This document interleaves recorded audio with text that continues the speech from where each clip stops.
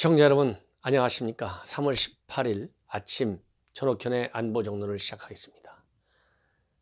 오늘 아침에는요 새로운 좀 뉴스입니다. 너무 요즘 제가 미국과 북한 그리고 한국 또는 중국 요 관계를 중점적으로 보도를 해드리고 있는데요. 그 이유는 바로 비핵화 문제의 가장 직접적인 당사자들이 이들 4개국이기 때문이기도 하고, 현재 이제 하노이 회담이 결렬돼 가지고 이들 네 나라에서 나오는 그런 내용들이 앞으로 미국 그리고 남북 간 이런 핵 협상의 향방에 매우 중요한 의미를 주기 때문에 어쩔 수 없이 이러한 내용에 중점을 두고 제가 방송을 하지 않을 수가 없습니다. 여러분들께서도 좀 지루하기도 하고 좀 짜증나기도 하고 아마 피로도 많이 느끼실 것으로 예상이 됩니다. 하지만 어쨌든 대한민국 안보를 지키기 위해서 여러분들이 저와 함께 고민에 고민을 거듭하면서 조금 필요하시더라도 이러한 얘기를 더 들으실 수밖에 없지 않을까 이런 생각이 듭니다. 그런데 마침 아세안이라는 새로운 키워드가 나타났습니다. 이것은 바로 우리 대통령이 아세안 3개국 브루나이, 그 다음에 말레이시아, 그 다음에 캄보디아 이 3개국을 순방하고 온 직후이기 때문에 아마도 이 3개국 순방 과정에서 김정은이를 과연 우리 서울에서 개최되는 한국과 아세안 특별 정상회의에 초대한다. 이런 것이 마쿠에서 의논이 되지 않았을까 이런 생각이 듭니다. 그렇기 때문에 바로 어제 청와대 고위 관계자가 김정은이를 아세안 특별 정상회의에 초청하는 문제를 적극 검토하겠다.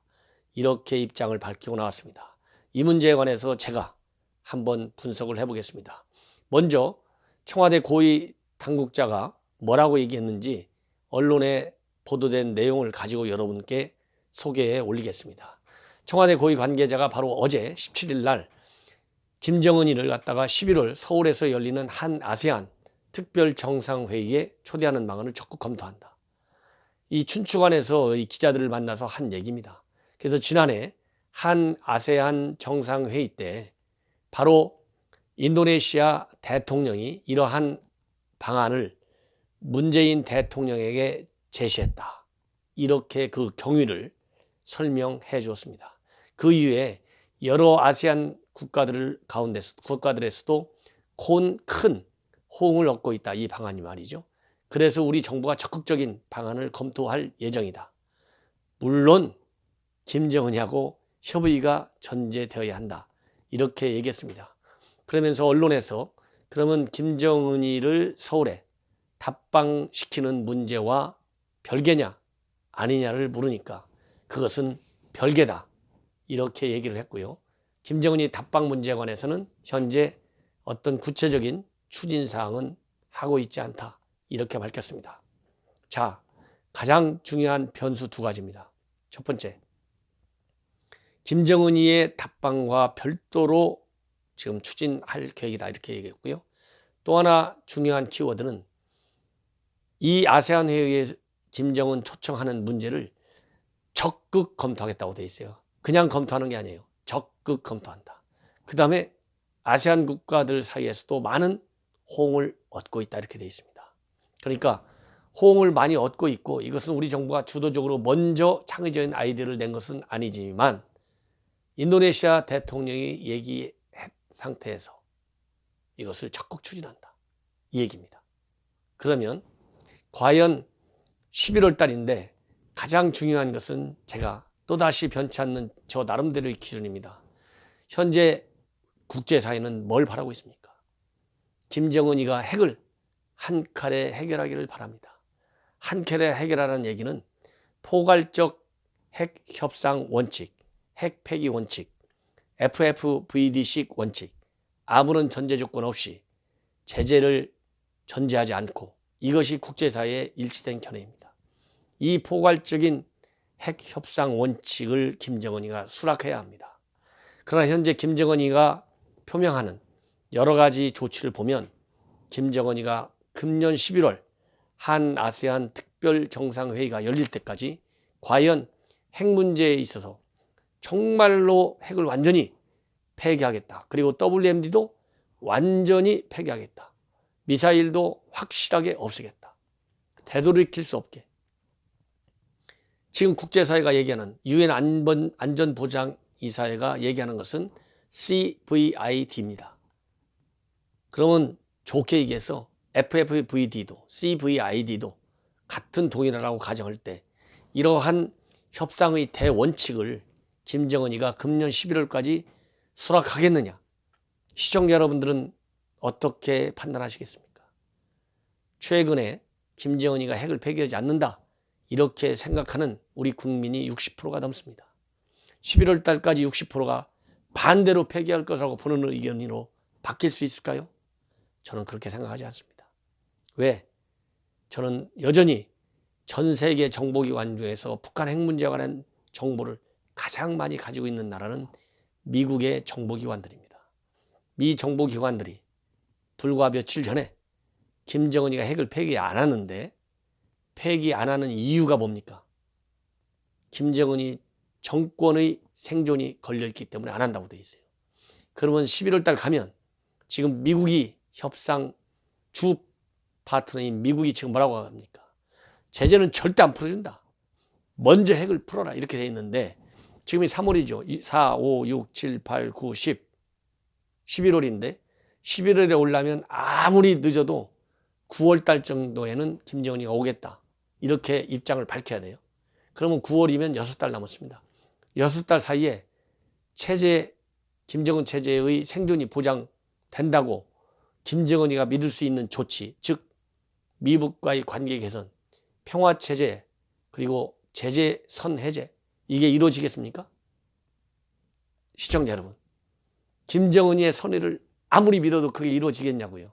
어렵다고 보시죠? 그렇기 때문에 설령 급속 과외 공부해서 체제 생존이 이루어진다고 하더라도 6개월, 7개월은 너무 짧다. 아니올시다다 이거죠. 자, 김일성, 김정일, 김정은 3대에 걸쳐서 완벽하게 개발했다고 하는 핵, 이 핵무기에 엄청난 재산, 그런 예산과 그 다음에 3대 체제의 모든 노력을 다해서 투자한 그 무기, 왜 투자해서 핵 무기 미사일 고도화시켰습니까? 북한 체제가 우리 한국과는 반대로, 국제사회는 반대로 쇠락의 길로 걷고 있고 미국과 한국의 군사력은 더 커가고, 그러니까 언제 체제가 무너질지도 모른다고 하는 위기의식 때문에 핵을 개발한 거 아니에요? 즉 체제 생존, 체제의 내구성을 영구하게 키우기 위해서 개발한 핵인데 이거를 한 칼에 김정은이가 해결한다. 이거는 상상을 초월하는 그런 발상입니다. 그렇기 때문에 이렇게 어렵게 갖고 가지고 겨우 체제 생존을 유지할 수 있는데 김정은이가 아세안 정상회의 전까지 풀겠습니까? 저는 단언컨대 그런 일은 생기지 않습니다. 그런 일을 생기게 하려면 한국이 절대 금강산 개성공단을 입 밖에 내지 않아야 돼요. 제일 중요한 거. 그리고 민족공조를 철저히 파괴해야 돼요. 김정은에게 혹독한 경제 제재와 군사적인 압박을 가해야 돼요. 제일 쉬운 압박이 뭡니까? 훈련 중단된 카드 다시 살리는 겁니다. 이 정도의 조치가 없으면 김정은이가 선 제재 완화 아무리 외쳐봐도 돌아오지 않는구나. 이걸 느껴야 돼요. 핵을 가지고 있으니까 내가 죽겠구나. 이걸 느끼게 해줘야 돼요. 그렇게 느끼게 해줄 자신이 현 정부에게 있습니까? 있으면 아세안 회의에 불러도 좋습니다. 그러나 현 정부는 그런 생각도 없고 설령 그런 생각을 가지고 있다 해도 김정은이가 절대 듣지 않습니다. 두 번째, 답방이나 마찬가지입니다. 답방보다 더 중대한 국제정치적 함의가 있습니다. 아세안 정상회의에 초대하는 것은. 만약에 초대했는데 안 올 경우 어떻게 하겠습니까? 이번 3차 정상회담에서 우리 대한민국 대통령이 김정은이 답방을 연말까지 하라고 초대했죠. 김정은이는 모두가 다 반대도 오겠다고 약속했죠. 이게 이루어졌습니까? 그러면 김정은이의 답방도 이루어지지 않은 상태에서 먼저 한 아세안 정상회의에 김정은이가 올 수 있다고 생각하시는지요? 이것도 시청자 여러분과 제가 한번 같이 고민해 보시죠. 절대 있을 수 없는 일입니다. 그만큼 아세안 정상회의는 남북 정상회담과 궤를 달리하는 큰 국제정치의 잔치 자리입니다. 정치학적 용어로 다자 정상회의입니다. 그리고 남북 답방은 남북 양자 차원의 양자 정상회담입니다. 다자 정상회담과 양자 회담이 갖는 국제정치적인 의미는 많은 차이가 있습니다. 남북 문제는, 남북 정상회담은 남북 양자 간의 문제일 뿐만 아니라 국제 문제, 다자 차원의 의미도 물론 가질 수 있습니다만은 아세안 정상회의가 갖는 의미는 대단히 다릅니다. 물론 국가 간의 정상회담이라든가 또 다자 간의 정상회의에 국가 원수, 최고 책임자가 참여한다고 해서 이게 국가 승인이라고 하는 국제법적 효과를 가져온다거나 또는 국제 정치적으로 순수하게 이 폴리티컬 의미로다가 국제정치학적 의미로 김정은이의 최고 지도자적 위치, 지위의 정당성과 그 정권의 정통성을 인정하는 조치로까지 해석되지는 않습니다. 별도로 개별 국가가 명시적인 국가 승인과 최고 지도자로서의 정치적인 의미 부여를 하지 않는다면 그것은 제가 말씀드린 대로 국제법적, 국제정치적인 의미를 단일화시켜서 정의할 수는 없습니다. 그러나 지금 김정은이가 가장 추구하는 게 뭡니까? 3대 세습체제의 국제정치적인 정통성을 확보하는 겁니다. 인정하는 것입니다. 그 인정은 중국과 북한 간이 아무리 정상회담을 많이 해도 인정받지 못합니다. 단 한 번도 김일성이도 김정일이도 그리고 김정은이도 한 번도 다자 정상회의에 참석한 적이 없습니다. 제가 보기에는 초대받은 적도 거의 없습니다. 거의. 북한 최고 책임자가 초대받은 적도 거의 없습니다. 이러한 상황에서 대한민국, 북한 김정은 3대 세습 체제의 최대 피해 국가가 어디입니까? 대한민국입니다. 군사적으로, 그 다음에 인권적인 측면에서, 그 다음에 경제적인 측면에서 군사적으로 우리가 얼마나 당했습니까? 천안함 용사 기억나시죠? 연평도 포격 도발 기억나시죠? 그거 이전에 6.25 남침 전쟁 기억하시죠? 그 다음에 칼 폭탄 사건, 그 다음에 버마 아웅산 폭파 사건, 제가 이 시간에 일일이 거론하지 않겠습니다. 이러한 대한민국 국토와 대한민국 국민의 인명살상, 지금도 6명의 대한민국 국민을 인질로 가지고 있습니다.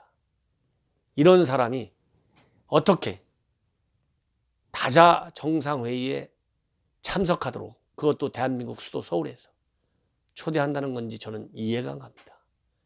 초대를 하려면 답방하기 이전에, 초대장이 평양에 도착하기 이전에 이러한 대남 모든 도발 행위에 대해서 즉각적인 사과와 재발 방지를 약속받아내야 합니다.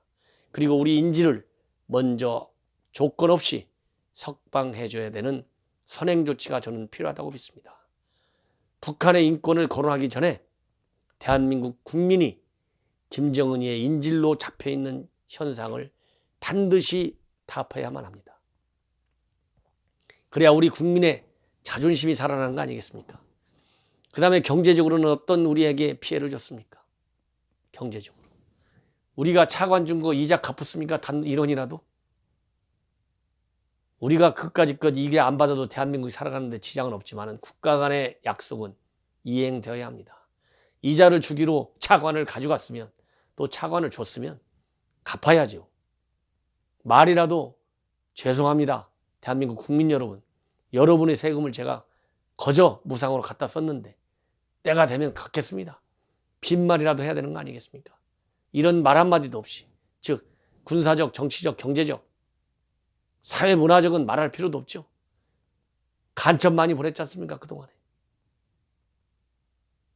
이러한 거에 대한 사과를 최소한도 입으로만이라도, 비핵화를 입으로만 해서 국민들에게 실망을 줬듯이 입으로만이라도 최소한 해야 될 거 아니겠습니까? 제가 오직 해야 입으로만이라도 하라고 이렇게 주장하고 나서겠습니까? 이 정도의 선행 조치 없이 다자 정상회의에 와서 이 세상에서 가장 악랄한 독재자, 이 세상에서 핵 비확산 체제를 파괴시키려고 하는 도발자, 핵 개발국, 이러한 사람을 갖다가, 그리고 북한 주민을 그렇게 핍박시키고 정치범 수용소를 세계에서 유일하게 운영하고 있고 국제 형사재판소에 회부해야 된다는 비판을 받는 김정은이를 화려한 아세안 정상회의에 초대를 해서 3대 세습 체제의 사실상의 국가 승인, 사실상의 최고 지도자로서의 정치적인 위상을 인정해 준다? 저는 대한민국 국민이 인정하지 않을 거라고 봅니다. 정상적인 국가로서 이제 우뚝 섰다. 이것을 전 세계에 선전하는 장으로 만든다.